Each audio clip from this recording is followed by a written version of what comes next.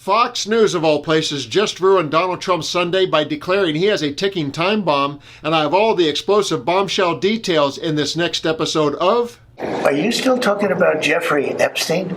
Of course we are still talking about it, Mr. President, because this is the story that's going to define your legacy. And before I show you Fox turning on Trump, let's do a quick roundup of what's happening in the Trumpstein universe. Quick sidebar, in a world where catchphrases are everything, why isn't Trumpstein a thing yet? Let's make it happen. Sundays are supposed to be a day of rest, and I'm attired in my Sunday worst, but this story was so easy to compile because there is so much content, it didn't feel like work at all. Let's begin with this very satisfying compilation of MAGA mouthpieces foreshadowing the outrage that is now turning on Trump.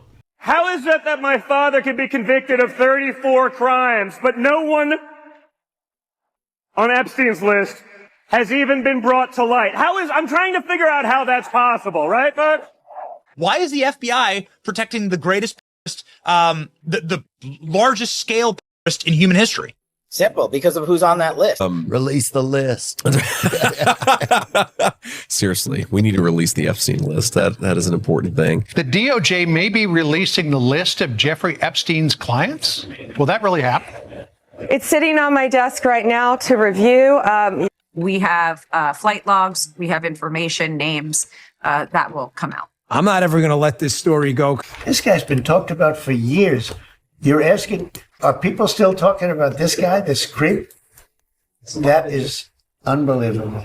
Sir, let's keep it real. Is it really unbelievable that we're talking about a man who described himself as your best friend, and you described him as liking younger women just like you? Let's continue with one-time Trump sycophant Steve Bannon inviting people to take their shots like it's a virtual dunk tank on the Donald, and then I'll show you Fox's dunk on Trump. Do you believe that DOJ and FBI right now, with the guys who we're all close to, Pam Bondi, Dan Bongino, Kash Patel, do you think they have any credibility left to pursue this? No, and I'll tell you exactly why, Steve, because in 2016, we trusted the plan with Trump. But now Trump has become the deep state. The exact thing we voted him in. Why do you say he's become the deep state? What is more deep state than covering up for? Why would you go to that island? Why? Tell me, why would you go to that island? Why would you go on the plane? And here's one more shot by MAGA influencer Benny Johnson, who says what? While revealing a likely narrative that Trump will stick to. So President Trump has acknowledged that the Epstein files exist here. President Trump has acknowledged that the files were written and that there is something there. He says that they were written, however, by his enemies and therefore will not be released. Whoa, what? That's new in this entire zeitgeist. This is something that is wildly interesting. And then he goes all in on supporting Kash Patel and Pam Bondi. No mention of Dan Bongino, where all of this, again, sort of transpired. And now for the Trump time bomb as described by Fox News. You know a truth is 100% undeniable when the Fox propaganda machine surrenders under the weight of it. Watch as they join in the chorus. Better late than never. Lots and lots of questions that have been swirling about Jeffrey Epstein for a long time, for over 10 years, and the government's involvement in it.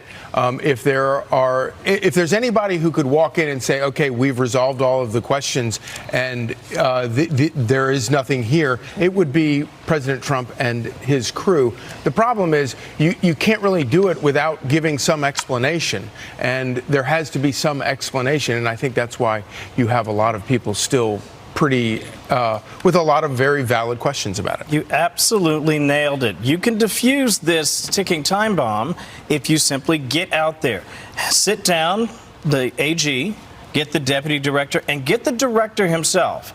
Put them in front of cameras, have them make a statement, and have them answer questions. We're only talking about 5 or 10 questions. But what this will do is, first of all, restores confidence.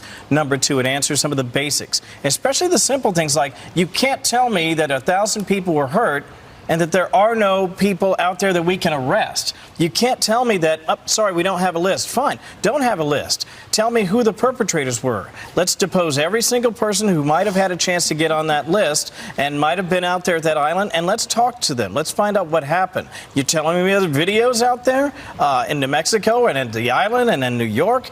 and nobody saw anything, I don't buy it, and that's why they need to get out there and face the fire. Doesn't have to be long, but you have to answer questions to the American people, because absent that, this story won't die, and that's a distraction the president doesn't want. It is both important and satisfying to keep reporting on every new wrinkle of this unfolding story, because it signals a big gap in Trump's usually solid armor, and it will define his legacy, because that's what scandals do to presidents. And it will obliterate his fantasy of being awarded a Nobel Peace Prize, and will keep his odd face off of Mount Rushmore. I want to return to what Benny Johnson said about the deep state. Donald Trump loves leaning into conspiracy theories as a way to defend his positions, because he loves painting the darkest pictures possible, and because the base loves to repeat such things, and it paints him as a victim first and a hero second for overcoming these nefarious agents. It's the perfect illogical logical deflection, because his detractors cannot prove that a vague plot doesn't exist. How wonderful is it that the MAGA snake that Trump created is now eating its own tail, or in this case, the head. We have been waiting impatiently for karma to catch up with the compulsive, lying, callous, racist man, and today might just be that day. Trump easily deflected every sling and arrow from his opponents, but the daggers from insiders are coming in fast and furious, and it's not going to end well. I'm Dan. Thanks for watching. Please leave your thoughts below with a comment, and let's continue to occupy democracy together.